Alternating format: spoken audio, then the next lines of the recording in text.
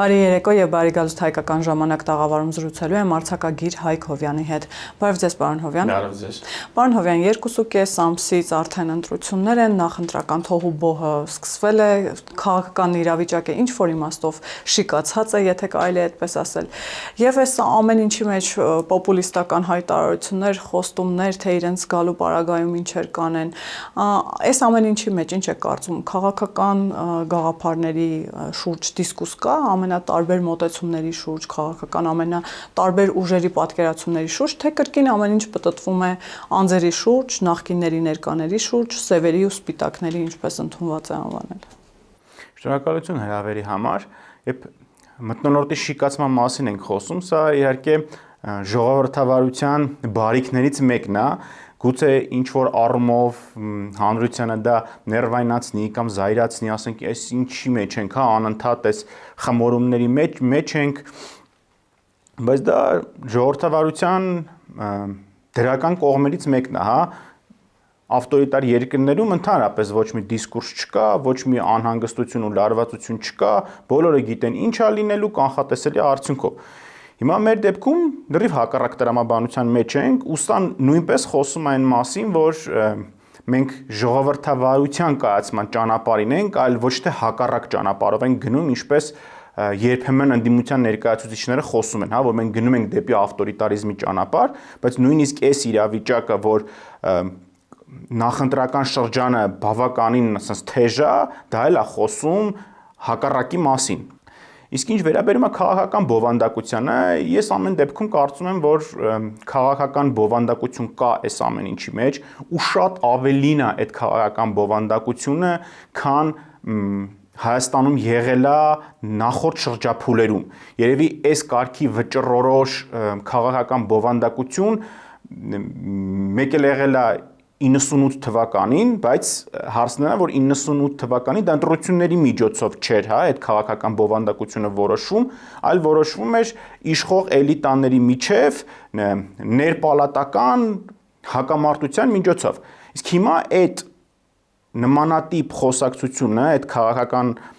դիլեման իջել է արդեն ընտրությունների ու հանրության քննարկման մակարդակով, ու ինչի մասին է խոսքը, որ մենք պիտի վերջիվերջո հիմա որոշում կայացնելու եզրին ենք, բախտորոշ որոշման։ Մենք արդյոք շարունակում ենք հակամարտության տրամաբանությունը մեր երկու հարևան երկրների հետ, թե վերջնականապես մենք որոշում ենք, որ այդ հակամարտության էջը մեր երկու հարևանների հետ փակված է, ու մենք այդ էջը փակում ենք, եւ արդեն մեր երկրի բովանդակությունը տեսնում ենք ուրիշ ծիրի մեջ։ Իսկ միայն այդ հարցին ենք պատասխանելու այս ընտրություններով։ Ես կարծում եմ սա է հիմնական քաղաքական երկընտրանքը, որ մեր առջև կանգնած է, ու որը որ խոշոր հաշվով հասարակության համար ընկալելի է, որ այ որոշումը այս երկուսի միջև է։ Ուրիշ մնացածը ոնց որ դետալներ են, որոնք ինքնստինքյան բխում են արդեն այդ մեծ երկընտրանքից։ Հիմա հակամարտության չկարգավորվել է կամ դրա շարունակությունը ում է պետք, ինչի համար եւ ուր կարող է դա տանել Հայաստանին, հիմա ասեմ ինչ նկատի ունեմ։ Օրինակ Ռոբերտ Քոչարյանը վերջերս հանդիպեց իր աջակիցների հետ եւ այնտեղ խոստանում էր արցախցիներին, որ այո, որքան էլ բարդ լինի, իր վերադարձի պարագայում արցախցիների վերադարձ հնարավոր է եւ ասում էր, որ հիմա պետք է պարզապես տակ պահել, ակտիվացնել արցախցիների վերադարձի իրավունքի հարցը, ապա նաեւ կազմակերպել վերադարձը։ Հիմա հասկանանք Ռոբերտ Քոչարյանը ավելի վաղ նաև հայտարարում էր, որ 29700 կամ 800 քառակուսի կիլոմետրի մեջ պետք չի սահմանափակվել եւ այսպես շարունակ։ Հիմա այս հայտարարությունները ուր են տանում, հիմա նաև Արարատի մասին են խոսում, ինքնության փրկության մասին են խոսում, Արարատը մեր լեռն է, հայտարարում են Հայաստան դաշինքից։ Հասկանանք ինչ է փաթեթավորվում սրա տակ, ինչ պիտի հասկանա ընտրողը։ Եթե խոսում ենք Ռոբերտ Քոչարյանի մասին, հա, ձեր հարցը իր խոսույթի շուրջ էր, եթե մենք նայենք նախորդող ամբողջ ժամանակահատվածը մեր 35-ամյա պատմության, քաղաքական ղեկավարության ղեկավարների խոսույթը երկրի սահմաններից դուրս, արդեն միջազգային հարթակներում եւ ներսում իրարից ռադիկալորեն տարբեր ա եղել։ Համենայն դեպս խոսքը վերաբերում է Ռոբերտ Քոչարյանի եւ Սերժ Սարգսյանի մասին։ Մարդիկ մի բան բանակցել, մի բան խոսել են միջազգային հարթակներում, եկել մի ուրիշ բան վաճառել են հասարակության ներսում։ Հա հիմա որ մեկին խոստացնում ես, ասում է, բայց մենք այդ չենք եղել, մենք ոչ մի դիզական չենք եղել, բանակցություններ ենք վարել, բայց երկրի ներսում այդ խոսույթը ով է էփել, հա, այդ ապուրը ով է էփել։ Էփել են այդ քաղաքական էլիտաները։ Այսինքն ինչ է դառնում, մի կողմից իրանք հանրությանը կերակրել են մի ճաշով, որը որ ամբողջովին բաղկացած է եղել այդ ոչ մի թիզական բաղադրիչներից, մյուս կողմից գնացել են բանակցել եւ խոսել են այն մասին, որ այ մենք պատրաստ ենք փողզիջումների եւ այլն։ Ու ի՞նչն է այստեղ խնդիրը, հա, այդ ներսում ուրիշ բան ասելը, դրսում ուրիշ բան ասելը վերջի վերջը բախմանը հանգեցնում, որտեվ դու ոչ դրսում ունես այդ բավարար աջակցությունը, որպեսի կարողանաս այդ բանակցությունները ճիշտ վարել, ոչ էլ դրսում բանակցածը դու կարողանում ես ճիշտ մեկնաբանել քո հանրությանը, որտեվ դու երկու տրամագծորեն տարբեր բաների մասին ես խոսում։ Հիմա նույնը Ռոբերտ Քոչարյանի դեպքում, հա, իրանք ասում են, այ երաշխավորված խաղաղություն եւ եթե խոսում ենք խաղաղության ու մնացածի մասին, ապա այդ դեպքում այդ երկրորդ մասը իրանց խոսույթի, այսինքն հակամարտությունը շարունակելու ինչ իմաստ է ստանում։ Այսինքն մարդիկ փորձում են նորից իրանց սիրած փոսի մեջ հայտնվել, հա, ներսում խոսալ այ հակամարտության շարունակության, Հայաստանի սահմանները ընդարձակելու, Սփյուռքի, արցախցիների եւ մնացած այդ հայրենասիրական պատրիոտիկ թեմաներով, իսկ դրսի դերակատարներին ազդակ են ուղարկում, որ այ մենք պատրաստ ենք խաղաղության եւ մնացած։ Այսինքն էսի այն ճանապարհն է, որը մենք անցել ենք ու աղետի ենք եկել։ Մենք անցել ենք սրա միջով։ Այսինքն այն ինչ որ խոսում է Ռոբերտ Քոչարյանը, այդ բոլորը անցել ենք մենք։ Այսինքն ինքը ասում է ես գամ կրկնեմ այն ինչ որ արել եմ։ Դե մենք տեսել ենք, չէ՞, կրկնածի արդյունքը։ Հա հիմա կարելի է իհարկե նստել ասել, այ եթե ես չլինեի, սենց չլիներ, բայց այն տրամաբանությունը, որով որ գնում էր Հայաստանի Հանրապետությունը, երկալից է դասագրքային օրինակ է, թե ոնց կարելի է գալ ու հասնել աղետի։ Այսինքն ամբողջ տրամաբանությունը գնում էր դեպի աղետին ու կանգնել հիմա ասել, այ եթե ես չլինեի ուրիշ ձև կլներ, դա ծիծաղելի է պարզապես, որտեղ ամբողջ տրամաբանությունը այդ ուղղությամբ է գնացել։ Այսինքն դասագրքային կարելի է նույնիսկ համարել մեր օրինակը, թե ոնց կարելի է սխալվել, հա, այսինքն ոնց կարելի է իրար հետևից այդքան սխալներ անել։ Բայց ասում է ճիշտ նկատեցիք, որ 21 թվականին եթե ես իշխանության գայի, ամեն դեպքում Ղարաբաղը չէր դատարկվի։ Հետաքրքիր դիտարկում է անում։ Հետո ասում է իմ տարիները ամենախաղաղն են եղել, հիմա ինձ մեղադրում են պատերազմ բերելու մեջ։ Այս դիլեմաները նաև ինչպես պիտի միջին վիճակագրական ընտրողը հասկանա, հետո ուժեղների համախումբ կա, այսպես ուժերի, որ ուժեղ Հայաստան, Ռոբերտ Քոչարյանը խոսում է ուժեղ առաջնորդի մասին, մեկն ասում է ուժեղ խաղաղություն, երաշխավորված խաղաղություն, բայց բոլոր դեպքերում ասում են գալու են վերաբանակցեն, թե թրիփը, թե խաղաղության նախաստորագրված պայմանագիրը, ինչ ասել է գալու են վերաբանակցեն։ Դա արդեն չի խոսում պատերազմի մասին, թե չէ։ Տեսեք, երբ որ մենք խոսում ենք խաղաղության մասին, պիտի հասկանանք, որ խաղաղությունը երկու ծայր ունի, հա, մի ծայրում մենք ենք, մի ծայրում Ադրբեջանն է։ Հիմա եթե այդ մարդկանց խոսույթը նայենք, ովքեր որ երաշխավորված ուժեղ խաղաղությունից եւ այլնից են խոսում, այդ մարդկանց խոսույթում Ադրբեջանը գոյություն չունի։ Այսինքն իրենք Ադրբեջանի մասին չեն խոսում ընդհանրապես։ Ինչպես են Ադրբեջանի հետ խոսալու, ինչն են վերաբանակցելու, հա, ոչ մեկ չի խոսում, որ դա վերաբանակցելու է Ադրբեջանի հետ։ Մարդիկ հիմնականում խոսում են այ ինչ որ միֆական երաշխավորների մասին, 4-5 զորեղ երկրներ, չգիտես ովքեր են, որտեղ այսօրվա աշխարհում որ նայում ենք,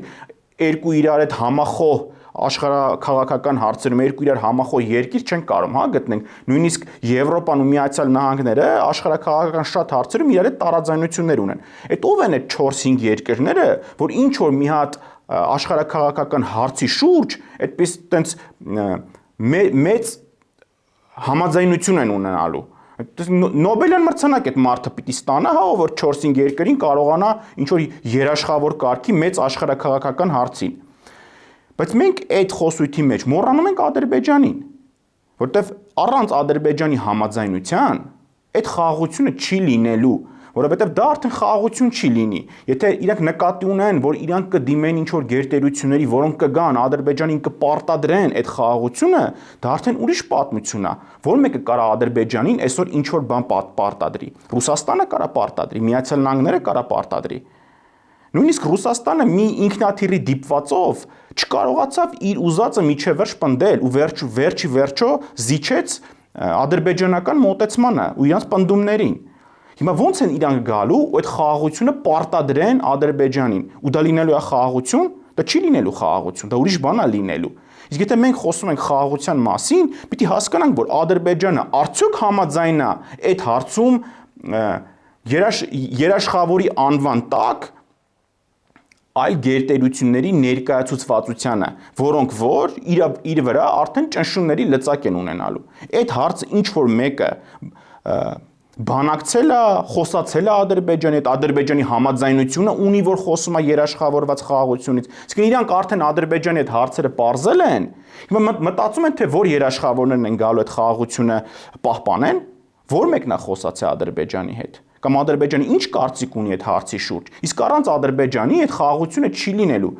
Այս է հիմնական խնդիրը այդ մարդկանց թեզի, որ իրանք ներկայացնում են, որ այդ խաղաղությունը արդեն գոյություն ունի, Ադրբեջանի հետ դա հաստատել ենք, հիմա երաշխավորներ են փնտրում, բայց Ադրբեջանը համաձայն է դրան։ Առանց Ադրբեջանի դա չի լինելու։ Իսկ իրանց համար Ադրբեջանը գոյություն չունի, որևէ մեկը Ադրբեջանի մասին խոսում է, չկա տեղ Ադրբեջանը։ Մենք անցել ենք, չէ՞, այդ ճանապարհն արդեն։ Իսկ մենք Ղարաբաղի հարցում որպես այդպեսին հաշվի չէինք առնում Ադրբեջանի մոտեցումները։ Մեր համար ինքը գոյություն չուներ։ Մենք ասում ենք, այ մեր խնդիրը միջազգային հանրության հետ է։ Տենց էր, չէ՞ խոսույթը։ Կա մենք ու կա միջազգային հանրությունը, իրանց հետ մենք պիտի բանակցենք ու խոսանք Արցախի հարցում։ Ադրբեջանը հանել էին կարանքից, ու ինչ ստացանք արդյունքում։ Նույնն էլ այդ մարդիկ հիմա են առաջարկում։ Երաշխավորված խաղաղություն անվան տակ, այ գերտերություններին բերենք, մեկը կլինի, երկուսը կլինի, այդ էլ է հարց, ինչի մասին է խոսքը, ավելի հավանական է, որ այդ երաշխավորի ինստիտուտի ասացի տակ միայն մի դերակատարի նկատի ունեն։ Այդ թող ինքը գա, վերահսկի արդեն այդ հարաբերությունները։ Իսկ թե ինչի է բերում, մենք արդեն մի անգամ տեսել ենք, չէ՞։ Պարոն Հովյան, կարևոր հարց եք բարձրաձայնում, որովհետև տեսեք, թիրախում էին հայտնվել անգամ ներկայ իշխանությունները այն բանի համար, որ ուղիղ են բանակցում Թուրքիայի եւ Ադրբեջանի հետ, եւ նույն հայտնի շրջանակները այսպես մեղադրում էին իշխանություններին, ասում էին ինչպես կարելի է գնալ ուղիղ խոսել Թուրքիայի եւ կամ Ադրբեջանի հետ, որովհետև այդ դեպքում իրենց բոլոր պահանջները ասելու են եւ հայկական կողմը գլուխը կախ կատարելու է նրանց բոլոր պահանջները։ Այստեղ պետք է էլի ուժեղ երաշխավոր։ Բայց այնուամենայնիվ, պարոն Հովյան, այստեղ մի հատ դիլեմա էլ կա։ Մարդիկ, ովքեր գալիս են այսպես ուժի դիրքից են խոսում, ասում են, որ մենք այլևս չենք լինելու թույլ, մենք ուժեղ ենք, ուժեղ Հայաստան ենք բերելու, միաժամանակ ասում են, մեզ պետք է երաշխավոր։ Ուժեղին պետք է երաշխավոր եւ այդ նաեւ մոտեցումը, որ պարբերաբար հայ հասարակությանը գիտեք, մատուցվել է հատկապես նաեւ գերտերություններից, որ դուք փոքր ազգ եք, դե դուք ում եք պետք, դուք ուր պիտի գնաք, այդ մոտեցումը մեր հանրության մոտ այդ ընկալումը կա, թե այնուամենայնիվ հանրության մոտ էլ է այդ ընկալումը ինչ որ իմաստով փոխվել։ Եկեք, ասում եմ, ավելի պարզ խոսանք, հա։ Այդ երաշխավոր ասված տերությունները, ովքեր կարող են լինել առհասարակ։ Դե Ռուսաստանը։ Դա կամ կարա լինի Ռուսաստանը, կամ կարա լինի Միացյալ Նահանգները, կամ կարա լինի Եվրոպան, հա, Եվրամիությունը, կամ կարա լինի Չինաստանը։ Հիմա դիտարկենք առանձին, հա։ Եվրոպան ու Միացյալ Նահանգները ամբողջ հետպատերազմյան ժամանակահատվածում ինչ էին հիմնականում ասում, մոռանում ենք այդ մասին, ասում էին մենք միջնորդ չենք կարա լինենք։ Հարատև խաղաղության համար երկու կողմը պետք է իրար հետ ուղիղ բանակցությունների միջոցով գան ինչ որ արդյունքի։ Մենք կարանք օգնենք այդ բանակցություններին, բայց միջնորդ, չգիտեմ, երաշխավոր, մնացած չենք կարող լինել։ Մենք անընդհատ փորձում էինք որպես միջնորդ ներգրավել տարբեր երկրների եւ ոչ մի արդյունք չենք ստանում։ Հիմա նույն իրավիճակը հիմա է։ Ոչ մեկ չի գալու ու խաղաղություն երաշխավորի։ Խաղաղություն լինելու համար երկու կողմը իրար հետ պիտի գտնեն այն բանաձևը, այն փոխկապվածությունը, որը կհանգեցնի այդ խաղաղությանը։ Եթե երկու կողմերի միջև հարցերը միջևը պարզված չեն, այդ երաշխավորը 6 ամիս կերաշխավորի, մի տարի կերաշխավորի, բայց ինքը հենց ինչ որ ուրիշ շահեր ունեցավ, տեղ կտեղի ունենա այն, ինչ որ մեր հետ տեղի ունեցավ։ Ռուսաստանն էլ էր, չէ, խաղապաների միջոցով երաշխավորում, արդեն հետ պատերազմյան շրջանում Արցախի անվտանգությունը։ Բայց երբ որ իր մոտ այլ աշխարհաքաղաքական շահեր առաջացան, այդ ամեն ինչը փլուզվեց, որտեղ այդ պայմանավորվածությունը մեր եւ Ադրբեջանի միջև չէր։ Այստեղ է ամենագլխավոր խնդիրը։ Եթե մենք երկուսով իրար հետ արդեն պայմանավորվել ենք ու փոխկապվածություն ունենք, ինչ որ շահերի համընկնում ունենք, որը որ այդ խաղաղության հիմքն է, այդ դեպքում երաշխավորը տեղ ինչը պիտի անի։ Երաշխավորը բնականաբար իր շահերն է ունենում։ Հիմա այդ երկուսի արանքում, եթե բերուն տեղադրում ենք արդեն երրորդին, որը շատ ավելի ուժեղ ու մեծ է, քան այս երկուսը, իր սեփական շահերով, ակնհայտ է չէ դառնում, որ իր շահերի սպասարկումը արդեն գերիշխելու է այս երկու փոքր երկրների շահերին։ Այդ երաշխավորություն ասացի ամենամեծ վտանգավորությունը տեղ է կայանում։ Դե բարի հոպարներ չկան, հա, աշխարհում, որ պարզապես գան ու ինչ որ բանկի երաշխավոր են, ինչ են, իրանք սեփական շահերը ունեն։ Այդ երկրները այդ երաշխավորությունը կամ միջնորդությունը ստանձնելու են իրանք սեփական շահերը բավարարելու համար։ Իսկ իրանք այնքան մեծ ու զորեղ են, որ երկու իրար հետ բանակցող երկրների շահերը ոտնատակ են պրոստը լինելու այդ մեծ գերտերության շահերի դիմաց։ Հիմա որպեսի դրանից խուսափեն, այդ երկուսը իրար հետ պիտի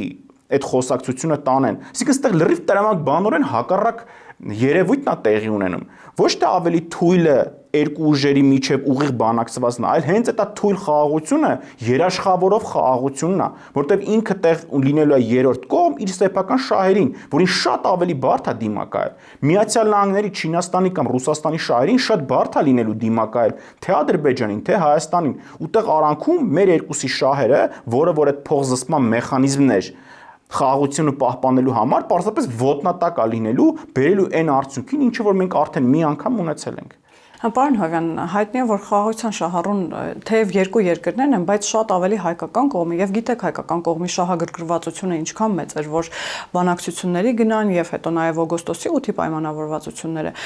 բայց նաեւ օգոստոսի 8-ից հետո տպավորություն էր, որ գոնե խաղաղությունը պետք է այսպես վտանգի տակ չդրվի եւ խաղաղության խոսույթը պիտի հասկանալ թե ինչ ճանապարհով, ինչպես խաղաղության ճանապարհը շարունակել, բայց հիմա մենք տեսնում ենք, որ հակառակ նաեւ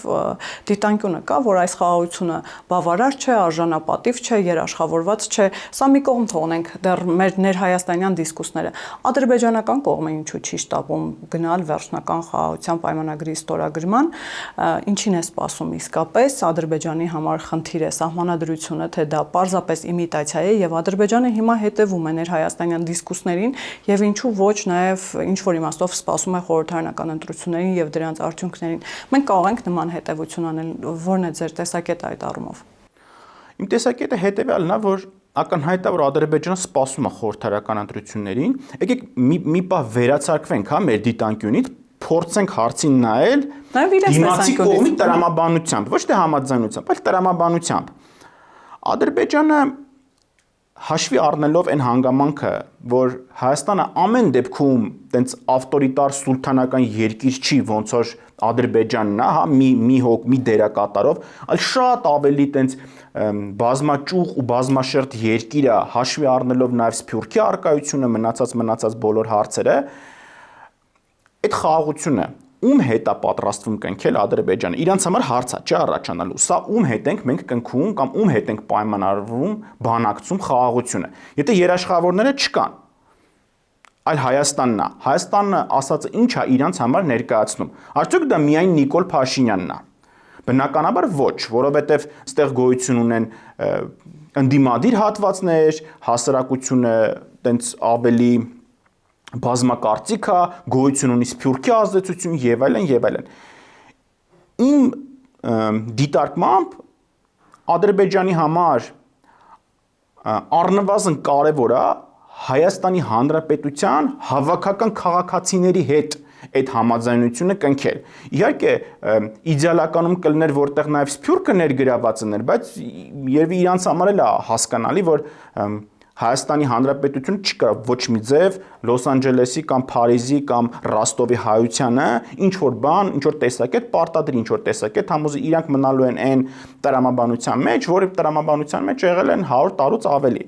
Իսկ ինչ վերաբերում է Հայաստանի Հանրապետության քաղաքացիներին։ Նիկոլ Փաշինյանը կարող ասի ես եմ, ներկայացնում Հայաստանի Հանրապետության քաղաքացիներին։ Բայց 21 թիվը բոլորս էլ հասկանում ենք, մեկ էլ տրամաբանության մեջ է եղել, արդեն 26 թվի ընտրություններին մենք գնում ենք մեկ այլ տրամաբանության մեջ, որը որ ընդհանրապես կապ չունի 21 թվի իրականության հետ, գոյություններ Արցախ եւ այլն եւ այլն։ Հիմա այս ընտրությունների արդյունքները ոնց որ նաեւ Հայաստանի Հանրապետության քաղաքացու խոսքն է, թե արդյոք մենք պատրաստ ենք որպես հանրություն Ադրբեջանի հետ համաձայնության գալ թե չգալ, սա մեկ, եւ երկրորդ, եթե դա ոչ բավարար իմ կարծիքն է, սա եթե դա ոչ բավարար համոզիչ լինի հարևան երկրի համար, որ սա հավաքական հայաստանցու կարծիքն է իր պատկերացմամբ, գուցեև սահմանադրության հարցը շատ ավելի ակնհայտ իրանք պնդեն, որպեսզի իրանց համար Հայաստանի Հանրապետության քաղաքացին իր ձեռքով գնա եւ համաձայնություն տա այն փաստին, որ ինքը Ադրբեջանից որպես այդպեսին պահանջ չունի։ Այդտեղ ոչ թե սահմանադրությունը վերահսկելու կամ ինչ որ նման այն ինչ որ մեզ ներկայացում է, սահմանադրության թելադրելու փորձ է, այլ իմ կարծիքով դա Ադրբեջանի տեսանկյունից մի քայլ է, որը իրան թույլ կտա այդ խաղաղության պայմանագիրը կնքի հայ ժողովրդի հետ, այլ ոչ թե միայն Նիկոլ Փաշինյանի հետ, որ այսօր կարող իշխանության է, վաղ իշխանության չլինի։ Կարևոր հանգամանքը ստեղ է այդ համաձայնությունը Ադրբեջանը ում հետ է կնքելու։ Կնքելու է միայն Նիկոլ Փաշինյանի հետ, թե կնքելու է հավաքական հայ ժողովրդի հետ։ Ու ո՞նց է այդ հավաքական հայ ժողովրդ հավաքական հայաստանցու ընտրությունը ֆիզիկական արտահայտություն ստանալու։ Եթե այս ընտրություններին առաջիկա ԿՊ-ն տենց ջախջախիչ հաղթանակ տանի, գուցե եւ դա Ալիևի համար բավարար լինի ընդունելու համար, որ այսա Հայաստանի Հանրապետության քաղաքացու համաձայնությունն է։ Եթե դա չլինի այդքան ակնառու հաղթանակ ու կասկածի տակ դրվի, կարծեմ գուցեև Ադրբեջանը ավելի համառորեն պնդի այդ սահմանադրությունից այդ անկախության հռչակագրի կետը հանելու վերաբերյալ ու այսպես ասած տեսնի արդյոք Հայաստանի Հանրապետության քաղաքացին համաձայնություն ունի իր հետ հաշտություն կնքելու թե չէ։ Այստեղ կարելի է հակադարձել, ասել իսկ եթե դա չլինի, հա, դե Ադրբեջանի տեսանկյունից լինելու է այն, որ եթե այդ համաձայնությունը չկա, բայց ում հետ է այդ խաղաղությունը կնքում։ Ես սպայն ուժեղի դիրքերից եմ, ինձ ֆիզիկական վտանգ չի սպառնում, որպես այդպեսին։ Եթե Հայաստանի Հանրապետության քաղաքացին չի ցանկանում իմ հետ համաձայնություն կնքել, բայց ես ում հետ պիտի խաղաղության գնամ։ Հա, այստեղ էլի գանք այդ հաշվին, որ ասում են երաշխավորված խաղաղություն եւ այլն, բայց մյուս կողմը Ադրբեջանն է։ Ադրբեջանն է որոշելու ինքը այդ խաղաղության գնա թե չգնա։ Այստեղ է, հա, բանը թաքնված, խնդիրը թաքնված։ Ում հետ է Ադրբեջանը կնքելու այդ համաձայնությունը կամ չհամաձայնությունը։ Հայաստանի քաղաքացու թե իշխող էլիտաների։ Պարոն Հովյան, տեսեք, այստեղ էլ մանիպուլատիվ որոշակի պնդումներ ու շահարկումներ կան, դուք էլ ձեր խոսքում այդ մասին նշեցիք, որ այնուամենայնիվ Ադրբեջանում հետևելու են, սպասելու են ընտրությունների արդյունքներին, որ հասկանան, թե հայ հասարակությունը ինչ մոտեցում ունի խաղաղության վերաբերյալ։ Այստեղ էլ ընդդիմադիր շրջանակները երբեմն ասում են, այ Ադրբեջանին պետք է որ քաղաքացիական պայմանագիրը հաղթի կամ Ալիևը օգնելու է Նիկոլ Փաշինյանին, գիտեք այդ շահարկումները եւ Ֆիդանի հայտնի հայտարարությունը, որ ընդամենը ողջունեց տարածաշրջանային այս խաղաղության շուրջ Նիկոլ Փաշինյանի քաղաքականությունը եւ դա որակվեց որպես նախընտրական էլի։ Նույն Վենսի հայտարարությունը, որ Երևանում տեղի ունեցավ, այստեղ ընդդիմությունը որակեց որպես միջամտել ընտրություններին։ Հիմա ինչպես հասկանալ նաև այդ հայտարարությունները, որ որոշ ուժեր միջամտելու են ընտրություններին, նույն գիտեք դուք Եվրամիության աջակցությունն է որակվում որպես ընտրությունների միջամտություն եւ հատկապես խորհրդարանական ընդդիմությունն է դրա դեմ Բոստոնում, այսպես ասեմ, դաշնակցությունն է փորձում պայքարել, որ հանկարծ Եվրամիությունը չմիջամտի ընտրություններին եւ իրենց բառերով ասած ընտրախ կեղծարարություններով չզբաղվի։ Հիմա հասկանանք ինչ միջամտությունների մասին է խոսքը, այնուամենայնիվ հասկանում ենք, որ աշխարհաքաղաքական տեսանկյունից նույնպես Հայաստանի ընտրությունները շատ կարևորված են եւ բոլորը հետևելու են, որոշ ուժեր նաեւ միջամտելու են, ովքեր են միջամտելու։ Գիտեք, եթե մեր ընդդիմությանը լսենք, տպավորությունն է, որ Միացյալ Նահանգներն է աջակցում, որպեսզի Նիկոլ Փաշինյանը դառնա նորից վերընտրվի, Եվրամիությունը, որոշների համար Ռուսաստանը, Թուրքիան, Ադրբեջանը, ամբողջ աշխարհը, չգիտեմ, տիեզերքը, աստղերը, ամբողջ տիեզերքը տես վերադասավորվել է, որպեսզի ամեն գնով Նիկոլ Փաշինյանին նորից վերընտրի վարչապետ։ Սա ինչի մասին է, հա, խոսում, որ եթե իրանց տրամաբանության նայենք, որ բոլորի համար նախընտրելի է կանխատեսելի, պատերազմ չցանկացող եւ տարածաշրջանը դիսբալանսի չբերող ղեկավար։ Բոլորին, հա, աշխարհում Ռուսաստանից մինչև Միացյալ բոլորը աջակցում են կամ բոլորը համաձայն են կամ գոնե լուր կոնսենսուս կա, որ Նիկոլ Փաշինյանը շարունակի իշխանավարել, դա նշանակում է, որ ամբողջ աշխարհին անհրաժեշտ է ստաբիլություն այս տարածաշրջանում։ Հիմա եթե իրանք ոչ մի տեղից աջակցություն չունեն, հա, ոչ Ռուսաստանից այդ ակնհայտ աջակցությունը ունեն, իրանք են, հա, ասում են, իրանք են փորձում նույնիսկ դիստանցավորվեն, հա, Ռուսաստանից։ Իսկ ոչ մի տեղից, եթե իրանք ոչ մի աջակցություն չունեն իրանց հակամարտությունը շարունակելու տրամաբանության մեջ, ոչ մի տեղից չկա իրանց աջակցություն, իրանց հակամարտությունը շարունակելու process-ի մեջ։ Նույնիսկ ասենք, չեմ այն ամենա իրանց լոյալ տրամադրված երկրներից չունեն իրանք այդ ակնհայտ աջակցությունը։ Նա խոսում է այդ մասին, որ իրանց խոսույթը պրոբլեմատիկ է ու չունի ոչ մի աջակից այդ հարցում։ Իրենք դրան պիտի ուշադրություն դարձնեն, այլ ոչ թե սկսեն խոսել այն մասին, որ ամբողջ աշխարհը հերթ է կանգնել, որ Նիկոլ Փաշինյանին օգնի վերընտրվել։ Իսկ արտաքին հետախուզական ծառայության այդ հայտնի հայտարարությունը, որ օտար երկրում այնուամենայնիվ հայ գործարարների վրա որոշակի ճնշումներ են բանեցնում, որպեսզի նրանք էլ իրենց լծակներով կարողանան ինչ-որ ձևով միջամտել ընտրություններին, Ռուսաստանից պատրաստվում են, իհարկե երկրի անուն չի տրվում, բայց հետագայում բացվեցին, ավելի բաց տեքստով խոսեցին, ասացին, որ խոսքը Ռուսաստանի մասին է եւ Ռուսաստանից ու Վրաստանից նաեւ ավտոբուսներով պատրաստվում են ընտրողներ բերել, այսինքն եթե աջակցություն չունի ընդդիմությունը, ինչի մասին է խոսք գնում, ինչ շումների։ Ահա, երբ որ տենց մեծ գերտերությունների մասին ենք խոսում, պիտի հասկանալ, որ այդ մեծ տերությունները տարբեր աշտարակներ ունեն, որոնք ունեն ոչ այդքան միայն աշխարհաքաղաքական շահել, այլ ավելի նեղ, անձնական, տնտեսական եւ այլն, այդպիսի շահեր, հա, իրար մեջ գոյություն ունի։ Նույնիսկ այդպիսի տեսակետ կա, որ Արցախի հետ տեղի ունեցածը նաեւ որոշ չափով ռուսական տարբեր աշտարակների միջև իրար հետ հարաբերությունները պարզելու, իրանք իրար մեջ իրար հետ հարաբերություններ պարզելու արդյունքում տեղի ունեցավ Արցախի կորուստը։ Նույնպես այսպիսի տեսակետ հա գոյություն ունի, որ այսպես ասած իրանք երրորդ երկրի տարածքում կարող են իրար հետ կոնֆլիկտի մեջ լինել, որտեվ այդ տպավորությունն էլ կա, հա, որ թվում է թե ինչ ենք ասում մենք գոյություն ունի ինչ որ համընդհանուր ռուսական ինչ-որ բան, բայց հենց մի հատ տեղ նայեք, ասենք Ռոբերտ Քոչյանի ու Սերժ Սարգսյանի թիմերը ոնց են փոխհրաձգության մեջ մտել իրար հետ։ Բայց անհրաժեշտության դեպքում չեն միանա, ինչպես օրինակ։ Հարցը այդքան դա չի, ես տանում եմ այնտեղ, որ ամեն մեկը իր թիկունքում ինչ որ որոշակի շահեր սպասարկող աշտարակներ ունի, այդպես մեծ գերտերություններում, նույն ասենք Միացյալ Նահանգներում է, հա, վերաբերում, դա այդպես միասեռ տարածք չի, որտեղ մանավանդ այսպիսի մեր նման փոքր երկրորդական, երրորդական նշանակություն ունեցող երկրներում դες միայն ամենավերևի մակարդակով են զբաղվում։ Այսինքն այդ աջակցությունը ասածը դա կարող է ընդհանրապես աշխարհաքաղաքական բովանդակություն չունենա, այլ տնտեսական, անձնական ինչ որ ավելի երկրորդ, երրորդ էշելոնների աշտարակների մրցակցության մասին խոսք գնա։ Եվ դրա երկրորդ բաղադրիչը նաև գոյություն ունի, որ շատ դեպքում այստեղից են առաջարկում, հա, իրանց ծառայությունները այդ համապատասխան աշտարակներին, ինչ-ինչ նպատակների ծառայելու համար։ Այնպես որ ստե մի քիչ բարդ է, հա, ասել է, որ դա տենց ուղիղ աջակցություն կամ ուղիղ միջամտություն է երկրի գործերին։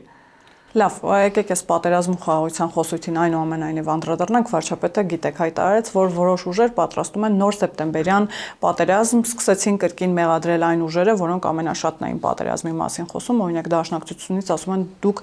գոյաբանական շանտաժի եք ենթարկում այս ժողովրդին, ընդդիմությունը հավաքական ասում է, որ բան է, խորհրդարանական ընդդիմության մասին է խոսքը, հիմա շանտաժի լեզվով եք խոսում, որպեսզի մոբիլիզացնեք հանրությանը, որ գնան եւ ձեզ ընտրեն։ Հիմա հասկանանք, պարոն Հովյան, ինչի մասին է այս հայտարարությունը, սա քաղաքական ուղերձ է, սա նախազգուշացում է, սա ինչ որ իմաստով վարչապետը տիրապետում է որոշակի ինֆորմացիայի, որը նաև հանրայնացնում է, թե ինչպես օրինակ հակառակ բևեռից են պնդում, սա նախընտրական շանտաժ է։ Եկեք մի հատ վերհիշենք, թե մենք ինչ կետում էինք կանգնել նախորդ ժամանակահատվածում, այս խաղաղություն ասվածը մեր համար որ կետում է գտնվում, որ կետում է կանգ առել այդ process-ները։ Պատերազմից հետո, 20 թվականի պատերազմից հետո մենք գտնվում էինք այն բովանդակության մեջ, որ ունենք Ադրբեջանի հետ բացի Արցախի հարցից չլուծված բազում խնդիրներ, սահմանի դեմարկացիայի հարց կա այնտեղ, անկլավների հարց կար, այն Տավուշի գյուղերի հարցը կար, մի խոսքով ինչ որ հարցերի մի խումբ կար, որը որ Ադրբեջանի հետ պատերազմի ու հակամարտության աղբյուր էր հանդիսանում։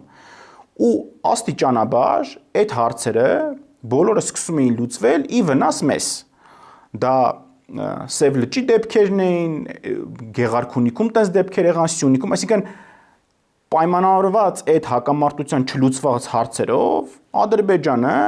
պարբերաբար ինչ որ գործողություններ էր նախաձեռնում Հայաստանի Հանրապետության նկատմամբ եւ դա պատճառաբանում էր այն հանգամանքով, որ կան այս չլուծված հարցերը,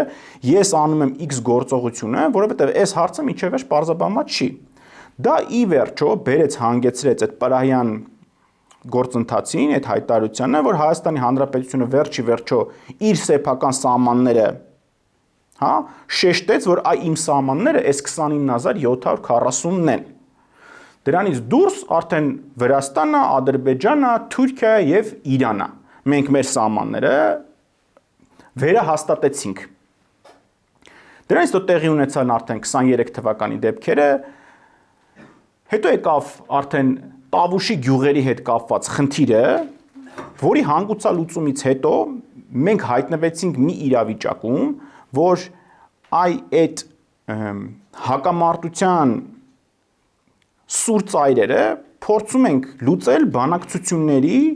ու ինչ որ ընդհանուր հանձնաժողովների միջոցով, այդ կետում ենք մենք կանգ առել, որ այն ռազմական ու ագրեսիվ գործողություններից եկանք հասանք մի կետին, որ հարցերի շուրջ արդեն խոսում ենք բանակցությունների լեզվով։ Տավուշի իրադարձությունները այդ մասին էին, որ մենք երկուսով իրար հետ պայմանավորվեցինք, գիծ քաշեցինք, երկու կողմերին կանգնացրեցինք սահմանապահների եւ այս ձև լուծեցինք այս մի հարցը։ Նախորդ հարցերը, չգիտեմ, Սև լճի այն մեկի լուծվել են ուրիշ մեթոդով, Ադրբեջանն եկել է լոկալ պատերազմ արել, մենք մի քանի 100 զոհ ենք տվել, Ադրբեջանը այդ դիրքը գրավել է, մենք չգիտենք դա այդ սահմանը որտեղով է անցնում, որ մասնա մերը, որ մասնա իրանցնա, չլուծված ինչ որ մի հատ, այսինքն նույնիսկ ինչ մեր տարածքից ինչ հատված կա իրանց տեսանելիության տակ, այսինքն մի հատ մեծ խնդիր է առաջացել, որը մենք այսօր չենք կարողանում լուծել։ Դրանից մենք եկել ենք մի կետի, որտեղ բանակցությունների միջոցով ենք այդ հարցը լուծել։ Դրանից մի քանի քայլ էլ ավել ենք դրել, արդեն համաձայնեցրել ենք այդ նախաստորագրման փաստաթուղթը, որ ASSSS կետերի շուրջ մենք պայմանավորվածություն ունենք իրար հետ, համաձայնություն ենք տվել երկուսս էլ։ Դրանից ավել ունենք օգոստոսի 8-ը, արդեն նախաստորագրում է այդ համաձայնագրի, այս կետում ենք մենք կանգնած։ Հիմա հասկանալի է, չէ, եթե մենք գնում այդ մնացած կետերը բաց ենք անում, այ ասում ենք, այ չէ, մենք այս հարցով համաձայն չենք, այս նախաստորագրած կետերից 10-ը օրինակի համար, մեր համար անընդունելի են այլևս։ Ինչ են ասում, վերաբանակցելն ինչ է նշանակում, որ ինչ որ կետերի հետ դու անհամաձայնություն ունես։ Հիմա դեռ երկու տարբերակ գոյություն ունի, կամ Ադրբեջանը տենց վախենալով ասելու է, հա լավ, եկեք ձեր ասածով անենք, կամ ինքը վերադառնալու է այն կետին, որտեղ գտնվում էր Սև լիճ, ջերմուկ ու մնացածը մտնելուց։ Հիմա, եթե մենք փորձում ենք գնանք այդ ճանապարհով, ակնհայտ է, չէ՞, որ մենք հասնելու ենք այն ժամանակային են հատվածին, երբ որ իրանք մտնում էին ջերմուկ։ Երբ որ խոսքը գնում պատերազմի մասին, խոսքը գնում է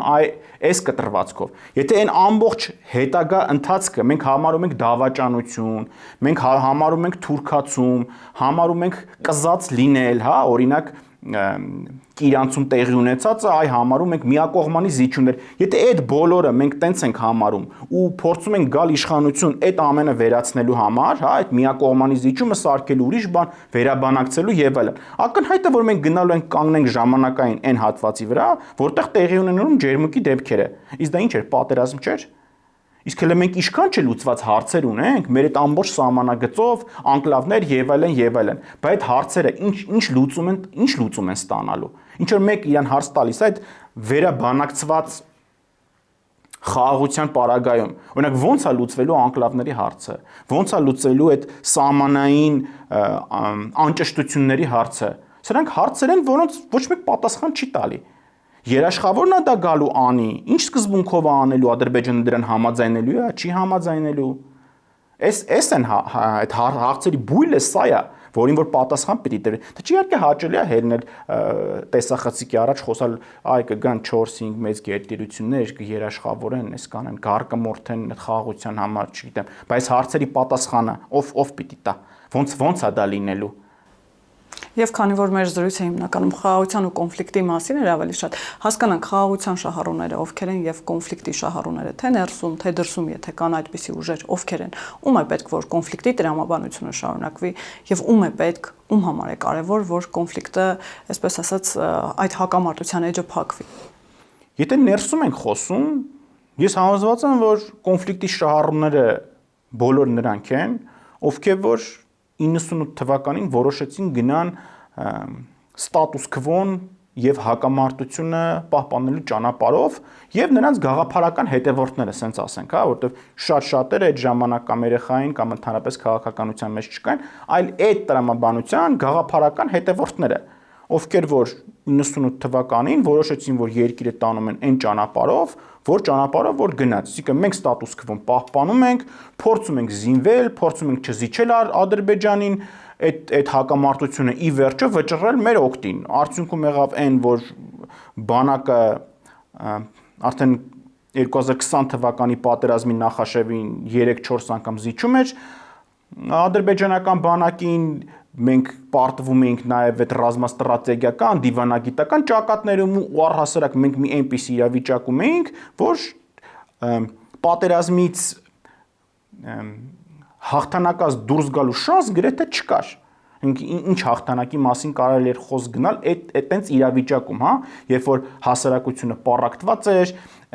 էլիտաները իրենք այլևս ինչ որ մի պահից սկսած այսպես ասած իրենց կաշին չէին դնում, հա, խաղի մեջ հասարակությունը տեսնում էր, չէ՞ որ բանակը չզինվելուն եւ մնացածին զուգահեռ նաեւ էլիտաների երեխաները չէին ծառայում, ոնց որ իրանք արդեն լրիվ դուրս էին դրել այդ համատեքստից, այդ ամեն ինչը բերելու էր ի վերջո հանգեցնել նրան, որ այդ պատերազմը պարտվելու էր, պարտության էր դեպի գնալու։ Տրամաբանությունը տեղ էր գնալու։ Հնարավոր չի, հա, այդպիսի էլիտաներ ունեցող երկրում, որտեղ որ վերնախավը ինքը չի ուզում մասնակցի պատերազմին, իր երեխաներին ուրիշ երկրում է քաղաքացիություն տալիս, իրենց թորները ուրիշ երկրներում են ծնվում, այդպիսի էլիտա ունեցող երկրում, որը դրան զուգահեռ նաև ռազմաստրատեգիական տենց բացասական բալանսի մեջ է հարևան երկրի հետ։ Ինչ տրամաբանությամբ պիտի այդ հաղթանակը տեղի ունենար։ Դա հնարավոր չի։ Այսի ներսի մասով։ Իսկ ինչ վերաբերում է դրսի մասով, գիտեք, եթե կա հակամարտություն, եթե կա ինչ որ չլուծված խնդիր, միշտ էլ գտնվելու են շատ ավելի մեծ ու զորավոր ուժեր, որոնք փորձելու են պղտոր զրում ձուկ որսալ։ Դա միշտ լինելու է։ Այսինքն հարևան երկրներին հա մեզ միշտ թվում է թե այ արտաքին ուժերն եկան Սիրիայում օրինակ են բերում, հա Սիրիայում ինչ որ բան, բայց տենց չի, հա։ Սիրիանի ներսում էր տենց որ արտաքին ուժերը սկսեցին օգտվել։ Եթե ներսում դա չի լինում, արտաքին ուժերը չեն կարողանում օգտվել։ Հիմա նույնը վերաբերում է նաև այս դեպքին։ Եթե կա պղտոր ջուր, ձուկ որսողները միշտ գտնվելու են, որովհետև իրանք սեփական շահերն ունեն։ Իսկ այդ շահերը ենթադրում են, որ ավելի լավ է տեղ լինի պղտոր ջուր, որտեղ հնարավոր է ձուկ որսալ։ Պարոն Հովյան, եւ վերջում ամփոփելով հասկանանք նախընտրական այս պղտոր իրավիճակից էլի ինչպես պիտի միջին վիճակագրական ընտրողը հասկանա թե ուր է գնում, ինչպես է ընտրում եւ իր ընտրության հետևում ինչ գաղափարների կամ ինչ քաղաքականություն է, այսպես ասած, կանգնած, որովհետեւ տեսեք, զուգահեռ իրականություններ կան այսօր եւ մամուլում եւ ամբողջ մեդիա դաշտում նախ խոսում են գոյաբանական շանտաժի, ինքնության դեմ պատերազմի մասին, սա ասում է Դաշնակցությունը։ Հակից ասում են, որ հայոց պետականության եւ ինքնիշխանության գլխավոր սպառնալիքը Նիկոլ Փաշինյանն է, բոլոր կարծես թե ռուսամետ ուժերը կոնսոլիդացվում են Սամվել Կարապետյանի շուրջ, Ռոբերտ Քոչարյանն է հավակնում վերադառնալ եւ նրանք բոլորը գալիս են այն դիրքերից, որ Նիկոլ Փաշինյանը պիտի հեռանա, որովհետեւ նա համար 1 սպառնալիքն է։ Հիմա Նիկոլ Փաշինյանը, որ ասում են, որ խաղաղություն է բերել եւ պիտի տանի շարունակի այդ ճանապարհը, այդ գիծը։ Ընտրողը ինչպես պիտի հասկանա։ Հիմա Նիկոլ Փաշինյանը, ինչպես հայտարարում են, ենթադրենք ՀԱԿ-ից կամ Դաշնակցությունից, գոյաբանական սպառնալիք է, թե իսկապես խաղաղության շահառու է եւ ուզում է այդ խաղաղությունը շարունակել։ Այդ, այսպես ասած, այդ գաղափարի կրողն է։ Եկի շատ կարճ պատասխանեմ, հա։ Քաղաքացիական երկընտրանքը հետեւյալն է։ Արդյոք մենք երկու հարևանների հետ հակամարտությունը շարունակում ենք, թե չենք շարունակում ու իրանցից պահանջներ չունենք։ Էս է երկընտրանքը։ Մնացածը կենացներ են։ Իսկ այսքան կենտրոնացվածությունը այս ընտրությունների վրա, որ խորհրդարանական ընտրությունները այս տարվա ամենակարևորն են, աշխարհաքաղաքական են, պատմաքաղաքական են, սա արհեստական է արվում, թե իսկապես այս ընտրությունները այդքան մեծ կարևորություն ունեն։ Ես կարծում եմ, որ այո, այս ընտրությունները նույնքան կարևոր են, ինչքան որ կարևորություն ունեն 98-ի իրադարձությունները, որոնք էլի կրկնում եմ, տեղի են ունենում պալատների փակ դռների ետևում։ Այսինքն 98-ին ժողովրդին ոչ մի կերպ չտրվեց ընտրել, հա, հնարավորություն չտրվեց ընտրել պատերազմի ու խաղաղության միջև, չտրվեց այդ հնարավորությունը։ Այլ դա միայն էլիտաները իրանց ներսում այդ որոշումը կայացրեցին առանց ժողովրդի կարծիքը հաշվի առնելու։ Հիմա ստեղծվել է մի իրավիճակ, որ ժողովուրդը ինքն է որոշելու պատերազմի ու խաղաղության միջև։ Ամենաառանցքային տարբերությունը ու կարևորությունը 98 թվականի համեմատ այս սրանում է կայանում, որ 98-ին էլիտաներն էին որոշում պատերազմ թե խաղաղություն։ Հիմա ժողովրդին է հնարավորություն ընձեռվել այդ ընտրությունը կատարելու, ու պետք է ընտրությունը այդ երկընտրանքի մեջ կատարել։ Շնորհակալ եմ, պարոն Հովյան։ Ես եմ շնորհակալ։ Հիշեցնեմ, որ զրուցակիցս արձակագիր Հայկ Հովյանն էր, կհանդիպենք։